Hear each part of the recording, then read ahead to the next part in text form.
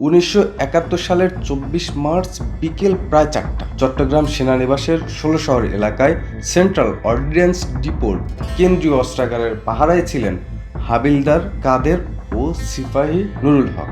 হঠাৎ সেখানে হাজির হয় পাকিস্তান সেনাবাহিনীর 17 বেলুচ রেজিমেন্টের একটি দল। পাকিস্তানি সেনারা এসেছেন মূলত অস্ত্রাগারে থাকা সব রাইফেল নিয়ে যাওয়ার জন্য।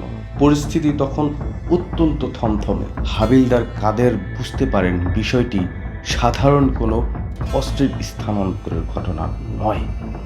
তাই তিনি তার সঙ্গে থাকা সিপাহী নুরুল হককে পাঠিয়ে দেন 8ম ইস্ট বেঙ্গল রেজিমেন্টের second in command major Ziaur রহমানের কাছে আদেশ আনতে। জিয়াউর রহমানের বাসা খুব দূরে ছিল না। সিপাহী নুরুল হক দ্রুত মেজর জিয়ার বাসায় পৌঁছান, কিন্তু বাসায় মেজর জিয়াউর রহমান ছিলেন না। শিশু সন্তান তারেক রহমান ও আরাফাত রহমান কোকোকে নিয়ে বাসায় ছিলেন বেগম খালেদা জিয়া। তিনি সিপাহী নুরুল হককে জিজ্ঞেস করেন কি হয়েছে। নুরুল হক অস্ত্রাগারে পাকিস্তানি সৈন্যদের আসার কথা এবং অস্ত্র নিয়ে যাওয়ার বিষয়টি তাকে জানান। খালেদা জিয়া তখন তাকে স্পষ্ট নির্দেশ দেন মেজর জিয়ার হুকুম ছাড়া একটি সুইও অস্ত্রাগারের বাইরে যাবে না। এই নির্দেশ নিয়েই নুরুল হক দ্রুত অস্ত্রাগারে ফিরে আসেন। ততক্ষণে অস্ত্রাগারে থাকা অস্ত্রগুলো পাকিস্তানি সেনাবাহিনীর গাড়িতে তোলা হয়ে গেছে। সিপাহী নুরুল হক ফিরে এসে হাবিলদার কাদেরকে খালেদা জিয়ার নির্দেশের কথা জানান, কিন্তু ততক্ষণে পরিস্থিতি বেগতিক হয়ে গেছে। পাকিস্তানি সৈন্যরা অস্ত্রাগার থেকে রাইফেল নিয়ে সেগুলো তাদের গাড়িতে তুলে ফেলেছেন। এ অবস্থায় হাবিলদার কাদের সিদ্ধান্ত নেন অস্ত্র কোনোভাবেই নিয়ে যেতে দেওয়া যাবে না। তিনি পাকিস্তানি সৈন্যদের থামান, এমনকি তাদের গাড়িতে গুলি করার প্রস্তুতি পর্যন্ত নেন। পরিস্থিতি বেগতিক দেখে পাকিস্তানি সৈন্যরা শেষ পর্যন্ত অস্ত্রগুলো রেখেই ফিরে যেতে বাধ্য হন, অর্থাৎ অস্ত্রগুলো বাঙালি সৈন্যদের হাতেই থেকে গেল। এবার চলুন জেনে নেই বেগম জিয়ার ওই নির্দেশ কেন খুবই গুরুত্বপূর্ণ ছিল। তখন বাংলাদেশের মানুষ এক অস্থির সময় পার করছিলেন।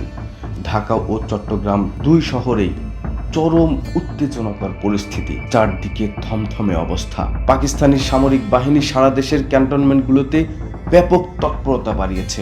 অন্যদিকে 70 সালের নির্বাচনে নিরঙ্কুশ বিজয়ী আওয়ামী লীগের নেতা শেখ মুজিবুর রহমানের সঙ্গে ইয়াহিয়া খানের রাজনৈতিক সমাধানের আলোচনা কার্যত ভেস্তে গেছে। এর মধ্যেই চট্টগ্রামে বেগম খালেদা জিয়ার নির্দেশে ওই ঘটনা ঘটে। যদি অস্ত্রগুলো পাকিস্তানি আর্মি নিয়ে যেতে পারত, তাহলে নিরস্ত্র হয়ে পড়তো জিয়াউর রহমান সহ ওই সেনানিবাসের প্রায় 1100 জন সৈন্য।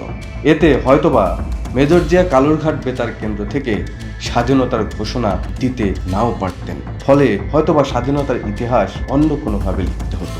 বাঙালি হয়তো আজও পরাধীন থেকে যেত। মরহুমা বেগম খালেদা জিয়ার এমন বিচক্ষণ ও সাহসী ঘটনার কথা বিএনপি তথা বিএনপির নেতাদের মুখেও খুব একটা প্রচার হতে দেখা যায় না।